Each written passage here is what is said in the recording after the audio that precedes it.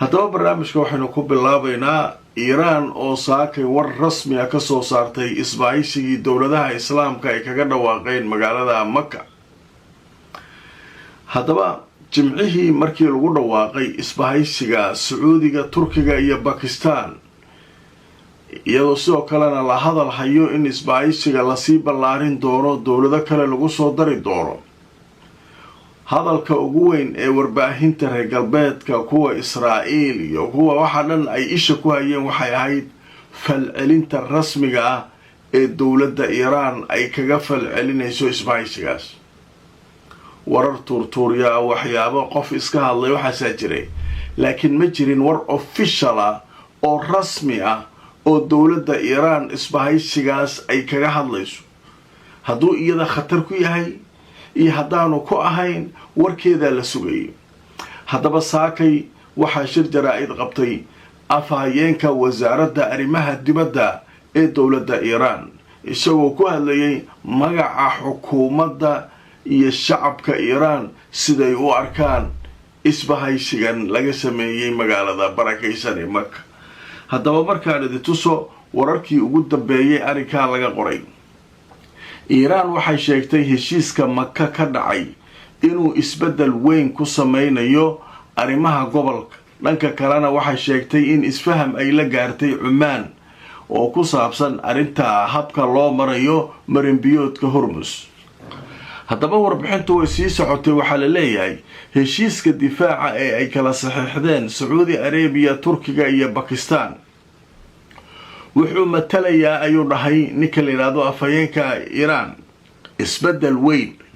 wuxuuna sheegay isagoo ugu baaqay wadamada gobolka inay xoojiyaan iskaashiga iyo kalsoonida dhexdooda ah. wuxuu sidoo kale sheegay inay heshiis la gaareen Cumaan oo ku saabsan khariidada iyo habka maridda marinbiyoodka Hormuz. afhayeenka wasaaradda arrimaha dibadda ee Iiraan, Ismaaciil Baqaai, ayaa shir jaraa'id oo uu ku qabtay magaalada Tehraan saakay waxa uu sheegay in heshiiska Maka oo la saxiixay jimcihii lasoo dhaafay uu muujinayo isbeddel weyn oo ku yimid gobolka Bariga Dhexe, taasoo muujinaysa, ayuu yidhi, in gobolka uusan ku tiirsanaan karin intaa ka badan Maraykanka si uu u gaaro amniga, waana in Maraykanka gobolka laga saaraa. Baqaai wuxuu intaasi ku daray inaysan jirin wax walwal iyo walaaca oo Iiraan ay ka qabto oo ku saabsan heshiiskaa la saxiixay, balse wuxuu sheegay inay Iiraan ku faraxsan tahay, isagoo weliba la sheegay inuu markaa yidhi waddankiisu inuu xiriir aad u xoogan oo taariikhi ah uu la leeyahay dalalka isbahaysiga samaystay sida Turkiga, Bakistaan iyo Sacuudi Arabiya. haddaba heshiiska difaaca wadajirka ee ka dhacay Maka jimcihii lasoo dhaafay wuxuu higsanayaa inuu xoojiyo iska caabin wadajir ah, ayuu yidhi ninkan Iiraaniga ah, ee u dhaxayn karta wadamada gobolka oo ay hormuudayaan Sacuudiga Arabiya, Bakistaan iyo Turkiga iyo kuwa kale ee doonaya inay ku gardaroodaan gobolka. wuxuu qeexayaa in weerar kasta oo hubaysan oo lagu qaado mid ka mid a saddexda waddan uu yahay weerar lagu soo qaaday kuwa kale.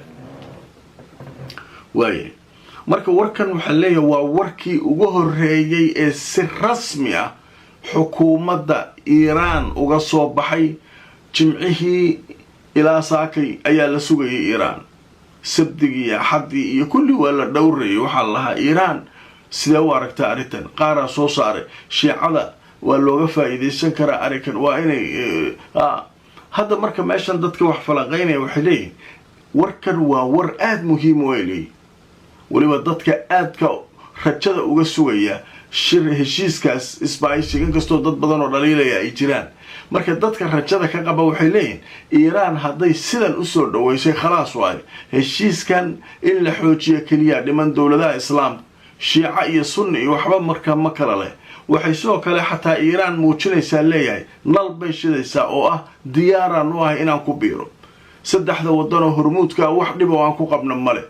heshiis taariikhiya maaragtay cilaaqad taariikhiya wanaagsan naga dhaxaysa Bakistaan, Turkiya, Sacuudi. marka waxay muujinaysaa laftirkeedu inay diyaar u tahay inay isbahaysiga ka mid noqoto. waxay dhanka kale tusaysaa in maraykankii ay ka maarmeen dowladihii gobolka.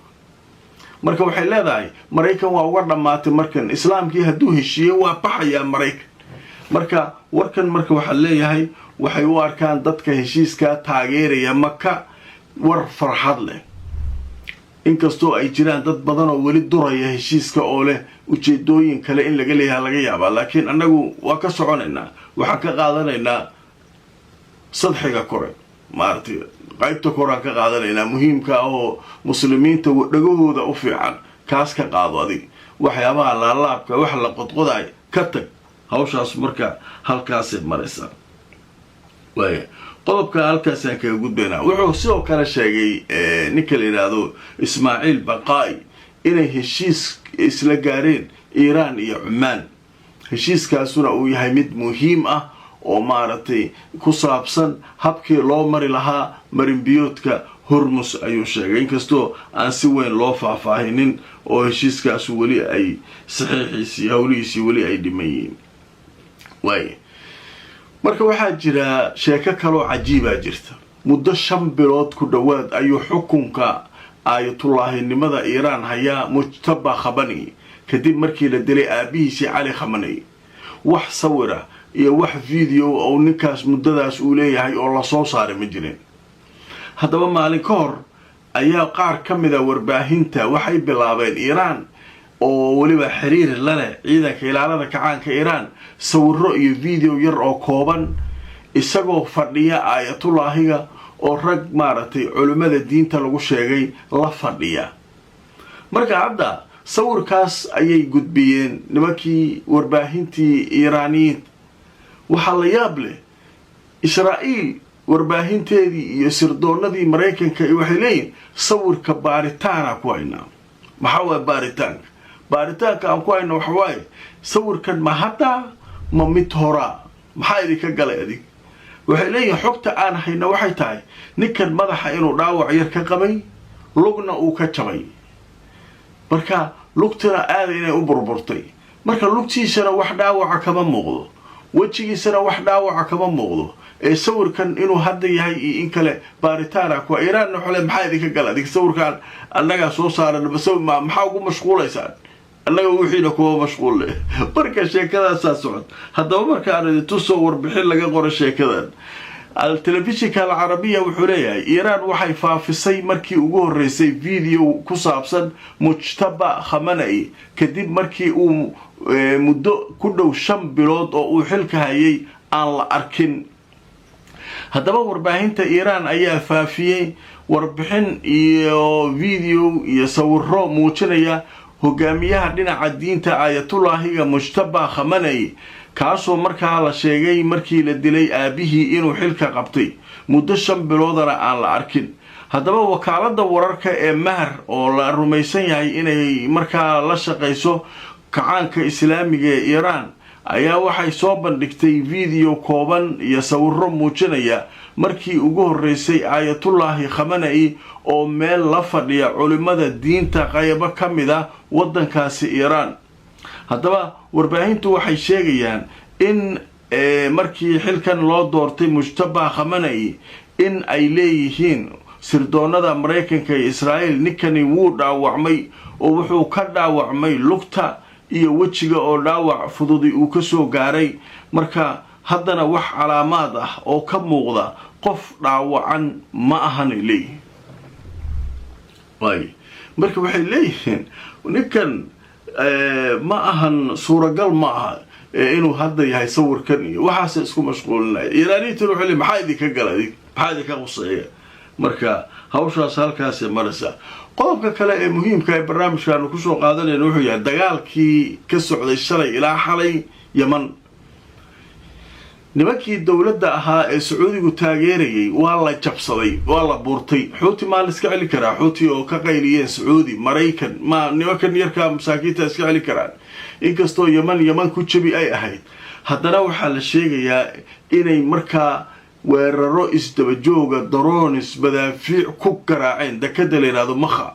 waa dekada dowladda wax kaga soo degaan, waa dekad muhiim u ah, wuxuu dhan gubeen waxay laayeen askar waxay sheegteen dawladdu ilaa 7 askari inay kaga dhimatay meel mucaskara ama talisa oo la soo weeraro diyaaradaha droneska xuutigu garaaceen waxa soo kale xuutigu garaaceen goobo kale oo muhiim ah oo markaa ciidankan xukuumadda Yemen ay joogeen haddaba markaan tuso wararkii ugu dambeeyay warbixin saaka ee soo saareen kooxda Yemeniyiinta Sacuudigu taageero waxay sheegeen difaacooda hawada inay ka hortageen diyaarado dronesa oo xuutigu leeyahay oo mar kale soo weeraray saaki deegaanka la yiraahdo Makha haddaba weerar culus oo ay soo qaadeen xuutiyiinta kadib ayaa waxaa la sheegay inay bartilmaameedsadeen xuutigu dekada goobtaasi ku taala ee dhanka galbeedka Yemen ee Makha la yiraahdo waxaana la sheegay in difaaca hawada ciidanka Yemeniyiinta ay ka hortageen saakay weeraro isxigxigay oo xuutiyiintu mar kale ay ku soo qaadeen deegaanadaas way marka meesha iyaduna marka waxa ka jira culays badan markii nimankii Yemeniyiinta always ka joogeen oo nimankan heshiisay ku kala joogeen niman Sacuudi la yiraahdo ta soo galeen nimankan waxa la waa iska dhicin kartaan adika bas nimanka jabin kara marka hawsha marka way ka dhax qaraxsan tahay meel xunayna maraysa qaybtan ugu dambaysa barnaamijka waxaan ku soo qaadanaynaa ninkii Netanyahu ahaa maalin ka hor waxa uu diiday qorshihii Gaza Mareykanka Trump iyo kooxdiisii iyo wixii la waday oo dhan nimankii Hamas waxay yiraahdeen annaga hubka waa dhigaynaa laakiin marka hore Israa'iil ciidankeeda ka wada bixiso Gaza والله يسكر راعي ترامو أقولادي نمكي معمول كعصب ماشي لقى لسه واحد ولا لسه أقولادي وشي سال جارالي حماس وأجير مركز مكا ويش غالان نكي نترياو وحسوي استعجل متشرت والله أنا ما بحي نورت هاي يا بحي مركور هوب كعندك تو حماس أنا مركز أبعينا مركز شيء كذي ويسكو الأليس حماس وهوبك إلى دكتور مشغول صراي وعدني نايد لكن ما كان عم حاسو مدين أدوك يوم مركوا سودوي مع ترى محل أوكي وفكرت عوال نتنياو عيدك كلام بحوادي هذا مركز نتنياو حتاجه أيجا هور مرين أيجا هوبك هاديان مارتي كدبا مارتي أيجا وحلنا وشكسين ونمير وهو يسنو عم تبرر لهين هذه الدولة دنا تهدين ما كل شيء سكب عرفتها وصار عكرتها واي مركا بحنا نقول بس باي نيكي ماشي تاجي تيجي زايدو السكوجا أيها الدنا لبنان وهشيسي وحكن يا السعودين أيها هبدا ساكي وحلية ديارديه شطرون كا إسرائيل وحيدولها هابا يعني مقالة بيروت دولة لبنان وقال لنا أمريكا كانوا دعونيسا حسب الله محليين أنا يسوي دي المشي نوكن من نمط ربما معه نوكا حلو قضية قال أنا لقة القوة oo maartay nimankan awood in lagaga hortago waxaan ahayn oo ay yaqaanaan male luqatul muqawamadu waa iska caabin nimanka in la iska caabiyo oo awood loo sheegto baa wax kale ma qoran marka ayadoo taas hadana warbaahintu ka hadlayso hadana Suuriya magaalo la yiraahdo Qunaytra ciidan Israa'iiliyiin hadana galay oo fiirsada waxa soo dhan waa fowdo la abuurayo nimanka niman ilaahay meel xogga Suuriya waa marka ninkaan meeshan Gaza isku haystay Lubnaan ka bilaabeen Suuriya ka bilaabay waa kaas meel saar marka wararkaas marka nimankan saacadii la soo dhaafay halka ka jira bariga dhexe xaaladiisu waa iska bariga dhexe haddaba waa arki doonaa wixii akhbaaraad kale ee soo kordha asxaabay barnaamijkaygii ugu horeeyay maanta waa Isniin waa naga inta haddii Allah idmo wixii kale warar soo kordha barnaamijyada dambe ayaan idin kula wadaagi doonaa inta aan mar kale kulmayno meel kasto aad joogtaan nabadgelyo